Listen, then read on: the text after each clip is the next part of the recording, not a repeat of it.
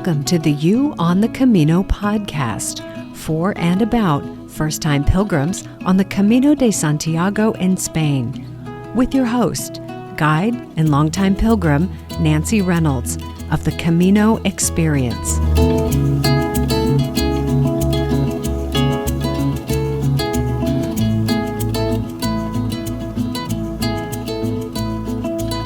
Welcome to the final episode of Season 1 of the You on the Camino de Santiago podcast. This is Nancy, and I want to thank you for tuning in each week and for joining me on this journey to make your Camino dream a reality.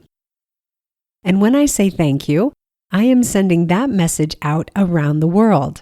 Do you know why? You are tuning in from the US, Canada, the United Kingdom, Ireland, Spain, Italy, Germany, France, Denmark, the Netherlands, Sweden, Norway, Croatia, the Czech Republic, Latvia, Turkey, Australia, New Zealand, Hong Kong, Taiwan, and a few more, 44 countries in all. My global heart is so happy to have you here with me. Thank you. I hope you're finding this podcast helpful, useful, enjoyable, or at least interesting. What have you taken away from this season? Favorite top tips? Most useful topics? New ideas for your Camino journey? What are your Camino plans? I would love to hear from you. I have an easy-to-remember email address where you can send me a note. It's youonthecamino@gmail.com. I also have a link for you in the notes. If you feel you've benefited from this podcast, if you've been finding it valuable as you put together your Camino plans, and you would like to make a donation to the production fund, you can follow the link in the notes to do that. You can also go right to my website and look for the Donate tab. That's thecaminoexperience.com. Thank you in advance for your support. Let me give you an overview of what I'll be talking about in this episode. First, I'll share with you what I'm working on for you for next year and the timeline for that.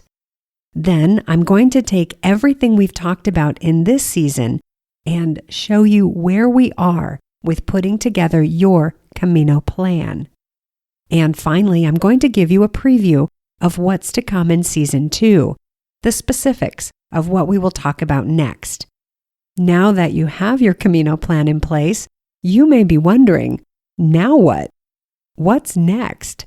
So we will move from the getting started phase to the getting ready phase. And of course, there is a top tip at the end. One of my favorites, actually. These past 3.5 months have been an incredible journey for me. When I had the idea for this podcast in July, I had no idea how to create and produce a podcast. And true confession, I hadn't listened to many podcasts myself, so I had nothing to model it on, which probably was a good thing.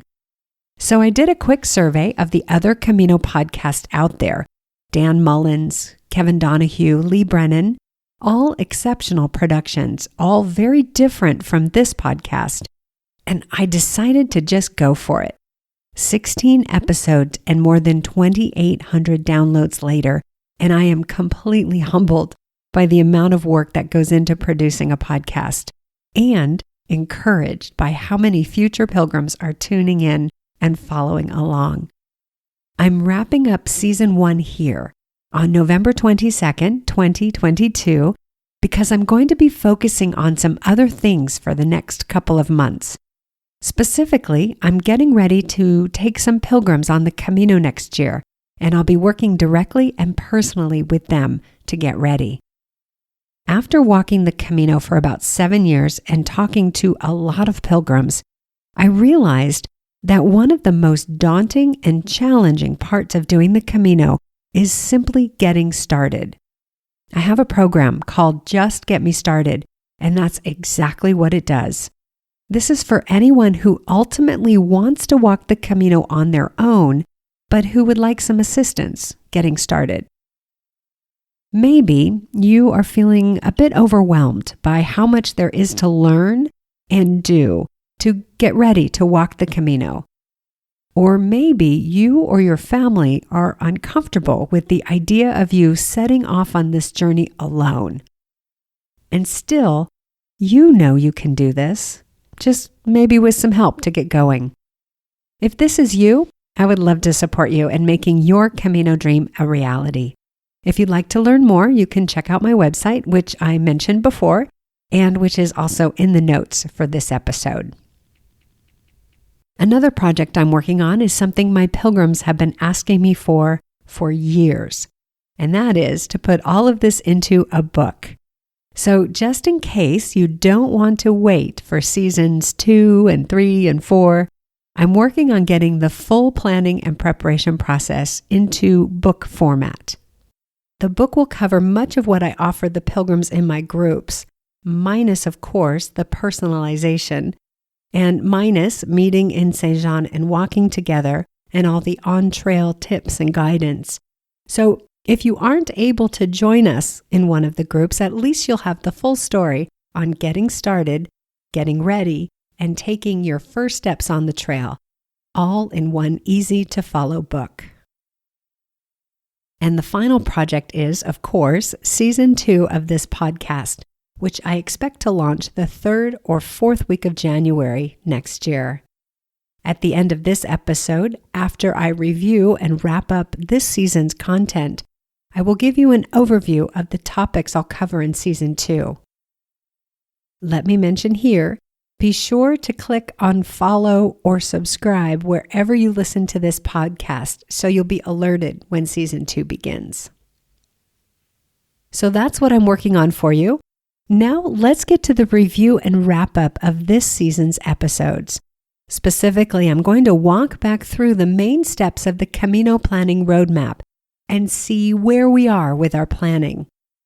But first, if you haven't already done this, you may want to have a notebook handy to write down your thoughts on each of the big questions I'm going to review for you. If you've been following along all season, then you know we have looked at some big questions to consider to plan or design your Camino experience. I started by talking about what the Camino is, what it means to do the Camino, and most importantly, why you would walk the Camino. That was episode 2. I shared some of the reasons people walk the Camino, things like to take a long walk with God, a walk of faith, and to go deeper into their religious or spiritual tradition. It could be you are looking for a grand adventure to a faraway land where the language, customs, and food are different from what you know at home. Maybe you need a vacation for your soul, a chance to reset or recalibrate after 2+ years of a global pandemic or some other deeply challenging personal life event. You could be looking to reconnect with your seeking, wandering soul and have some time to discover or rediscover your deepest desires and truest values. You might simply be looking for a physical challenge, one that will have you savoring the hours, days, and weeks outdoors, walking through the beautiful Spanish or Portuguese countryside, and hiking up and down mountains. The joy for you could be found in immersing yourself in the pilgrim community, for example, in what I like to call the United Nations around the dinner table, where people from dozens of countries gather to break bread and share their stories.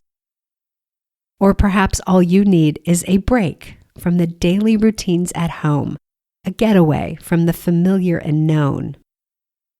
Or you might be looking to go on what could be called a true pilgrimage, a journey to a sacred center, as many believe Santiago de Compostela is. Or it could be all of the above, or none of the above. What is it that you're looking for? Do you know? It's okay if you don't. I suspect the answers will come as you go, as you plan and prepare for your journey, and as you walk along the ancient pilgrimage route. And even if you do have a sense now, you may discover some hidden motivations unfold as you go.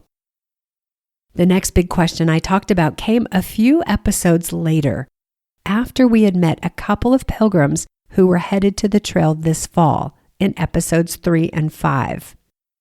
I love how openly Grace and Kathy shared their fears and doubts, and how we got to see their superpowers in action as they planned for their journeys. In episode 4, I shared some tips on selecting and breaking in your boots, because I suspected that by that point, you might be eager to start walking, to start training for your pilgrimage. The next big question was, when is the best time to walk, given your why and what type of experience you're looking for? That was in episode 6. Are you looking for a solitary walk? Or do you see yourself immersed in a bustling, hustling pilgrim community? Are you a fair weather pilgrim, as I admit I am? Or is being out in intense weather, the cold and the rain, or in the hot sunshine, more your thing? The answers to these questions will lead you to choose not just a season to walk, but also which route to choose of the many paths that lead to Santiago de Compostela. If you aren't sure when you will walk or which route, you may want to listen to episode 6. What do you think? Will I see you in the spring or fall next year? Or are you more likely to be on the trail when the Spanish pilgrims fill the albergues in August? Or when there are far fewer pilgrims in the winter months? The question of which route to walk was further addressed in episode 8, as I shared some thoughts on how long it takes to walk the Camino. I go so far as to suggest that you get to decide how long it takes by choosing how far you will walk each day and how much of your chosen route you will walk. The guidebooks for the Camino give you a plan for the end-to-end, quote, entire Camino, but you can start and finish wherever you like. What if you have 2 weeks instead of the 30 to 40 days it takes to walk the entire Camino Frances? And what if you want to start in Saint-Jean-Pied-du-Port and finish in Santiago, but you don't have enough time right now? Well, I share some ideas with you, such as doing the Camino in stages, or walking some, skipping some, and then walking some more, or even choosing a different route. What feels right for you? How far do you feel you can and want to walk each day? How long do you want to be away from home? If you get to do the Camino your way, how will you do it? After I finished producing episode 8, I realized you might need some more information to be able to choose where to start your walk. So in episode 10, I detailed out the most popular starting points on the Camino Frances and how to get to them. I heard from one listener that episode inspired her to want to visit all the starting points on the Frances route, even though she would only be walking the final 100 kilometers into Santiago from Sarria. Okay, I say only the final 100, but let me tell you, I walked from Sarria to Santiago in October this year, and it is a big enough walk all on its own. In episode 11, we heard from the other pilgrim Kathy, who will walk the Camino del Norte in June 2023. Kathy is an avid hiker who is looking forward to the physical challenge, as well as the opportunity to practice being brave for herself. It reminds me what a big undertaking it is to walk the Camino, any route for any amount of time. Do you know which route you will walk and where you will start and when? Once you've answered those questions, or maybe as you are answering those questions, you will also be thinking about who you will walk with. I think this is possibly the biggest factor in determining what experience you will have on the Camino, and I spent a good amount of time on this question in episode 12. I love that people want to set out on their own, solo, and take on their fears and doubts head on. Many pilgrims will tell you that walking solo is the best way to walk the Camino. And it was for them. I've heard from others that their solo walks weren't what they expected, and they found themselves alone and lonely more than they wanted. Walking the Camino offers an incredible opportunity for personal and spiritual transformation, and for some, that transformation comes in bravely setting out on their own. For others, it comes from learning to live in and with a group for weeks at a time, and learning to compromise and build their tolerance for differences. Walking the Camino with a friend, partner, or family member offers similar benefits and also ensures that you have someone from your inner circle to bear witness to your journey. In episode 12, I also talked about hiring a company to arrange your Camino for you, whether you walked on your own, with a friend or partner, or with a prearranged group. Would that be a relief to you to have someone else take care of the travel arrangements and booking of accommodations? Or if you would like to learn how to do it yourself, with assistance for the first 5 days of your Camino journey, you could join one of my Just Get Me Started groups, and I will show you how it's done. Who will you walk the Camino with? Will you go it alone? Bring a friend or your partner? Or join a group? Each option offers a different and unique experience in the getting started phase, through the getting ready phase, and as you walk the Camino. The next big question to consider is where you will sleep, which I talked about in episode 14. Next to who you will walk with, I think this is the biggest influencer of what kind of Camino experience you will have. Will you sleep in shared dorms with your people, new pilgrim friends, and strangers? Will you cook your meals in the albergues and break bread and sip wine with your fellow pilgrims? And is staying in the albergues an essential part of your Camino experience? Or do you need a private room to be able to sleep through the night, like I do? And if you will sleep in private rooms, will they be in the high-end parador hotels or in the more humble, basic pensions and hostales you find along the way?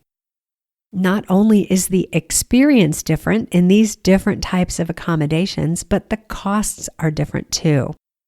Where you sleep likely will have the biggest impact of any item on your daily budget. Will you walk the Camino on 30 euros a day, staying in albergues? Or will you budget for more than 100 euros a day, staying in hotels? Or something in between? After talking about the cost and types of accommodations in episode 14, and then the costs and types of foods and beverages on the Camino in episode 15, I wrapped up the Camino planning roadmap in episode 16 with a discussion of how much it costs to walk the Camino. I detailed out, for your budgeting pleasure, 4 possible scenarios for daily expenses. Then I talked about the potential travel costs to get you to the Camino, to your starting point, and then back home once you were done. Finally, I looked at the preparation or pre-travel costs, what you could expect to spend on gear and other supplies if you had to buy everything you needed for the trip. If you followed along with the scenarios and sample budgets I shared on my website, then you could actually be pretty close to estimating what your budget will be for your Camino trip. So let's recap.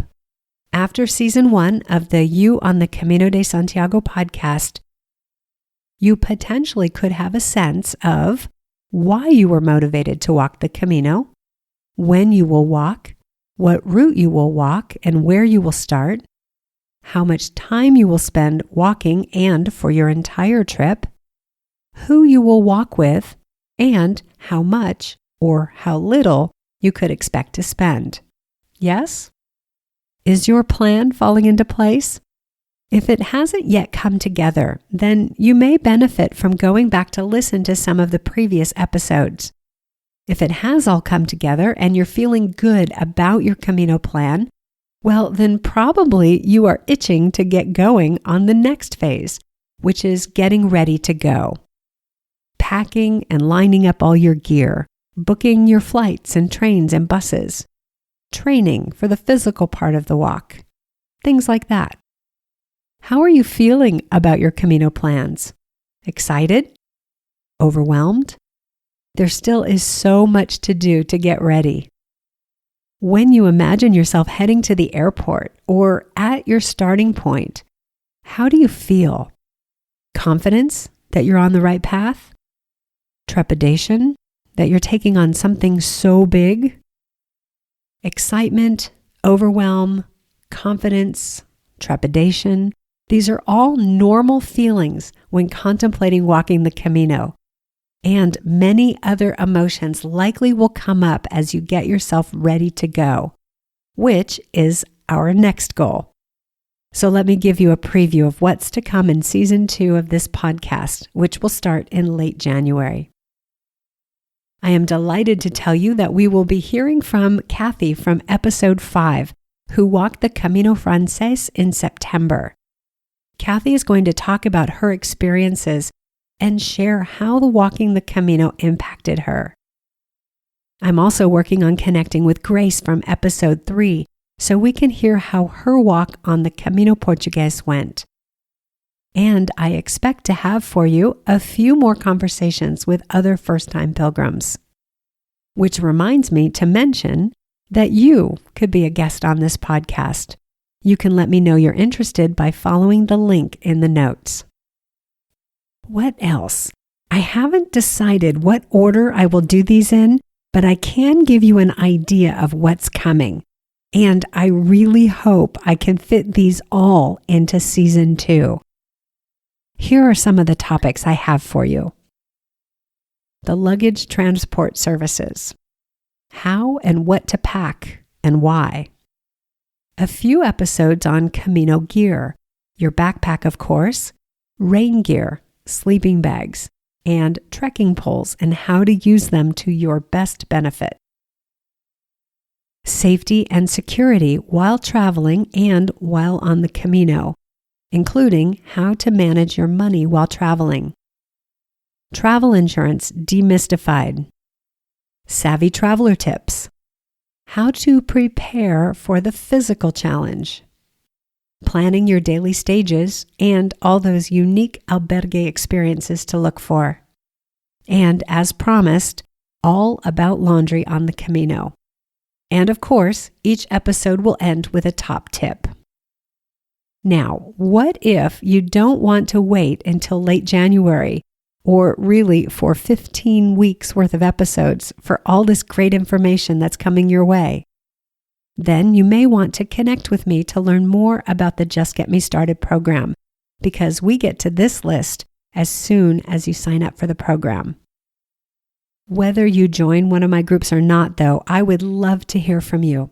Specifically, I would love to hear what questions you have on the topics I'll be covering next season. I want to be sure to cover every angle you need covered on these season 2 topics. And you could help me to prioritize all these topics. Which ones to start with? Which ones are most important to you? I've created a simple questionnaire for you to use to give me your input. The link for the questionnaire is in the notes. Now let's get to this episode's top tip. And here it is. Everything you hear and read about the Camino might be wrong. That's a strong statement, I know. And it's only partially true. It's not so much that everything is wrong, but that your experience might be completely different from what you hear and read. Let me give you an example. I met an American woman on the Camino this year who was on the trail at the exact same time I was, staying at similar types of accommodations, eating in the same kinds of places. We even shared nearly an entire day together, including eating together twice. When she got back from the Camino, she wrote an 18-page summary of her experiences on the trail, which she generously shared with future pilgrims as sort of a guide. It was filled with lots of interesting anecdotes and reviews and assessments of the services and other things she had encountered. And most of it was wrong. No, I'm kidding. It wasn't wrong. It was how she experienced the Camino. What I found interesting was that so much of what she encountered was different from what I encountered this year and from what I've experienced over the past 17 years. It showed me just how personal walking the Camino is. So, when you read anything about the Camino, I invite you to hear it as the personal experience of the person talking or writing, rather than as a cold, hard fact about the Camino. Of course, some things are factual. There are albergues where pilgrims sleep and bars where they get food, beverages, and Wi-Fi. But it's not a packaged tour where everything is the same. The Camino Frances, as an example, covers nearly 800 kilometers or 500 miles, and there are variations in food, accommodations, and prices along the way.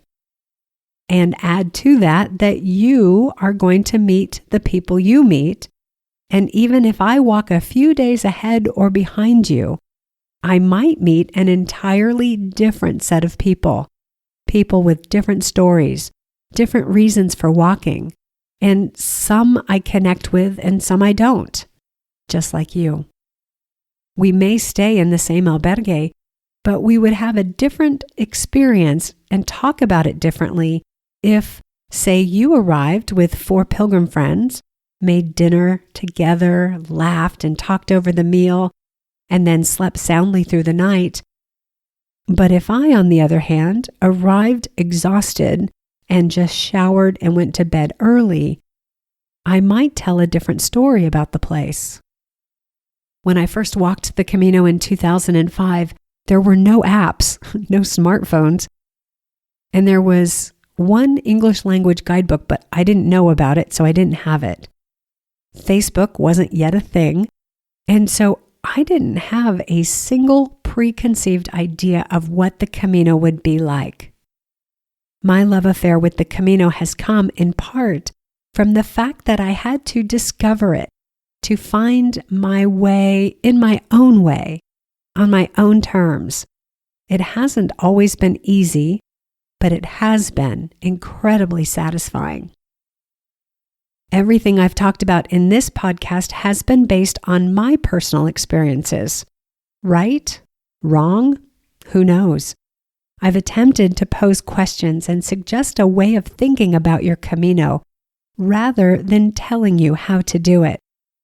But even that is only one way to approach planning and preparing for your Camino. I hope that within this first season of the You on the Camino de Santiago podcast, you have found your way to your answers. And my wish for you is that you will take your plan to the trail and discover your Camino. Blessings, dear pilgrims. Now, before I say goodbye for now, just a couple reminders. If you go to the notes for this episode, you'll find the link to the questionnaire, so you can tell me what you want me to focus on next season. You'll also find the link for the donate button in case you'd like to send me a monetary gift for the production fund. The link to be a guest on this podcast is there, and my email address is there if you'd like to send a note. My website is there so you can find out more about the Just Get Me Started program, and we can set up a Zoom call to get acquainted. And lastly, don't forget to subscribe or follow or whatever your chosen podcast player has for you to do so you'll know when season 2 is ready for you. Now I can say it. Bye for now, and happy holidays. May you celebrate well.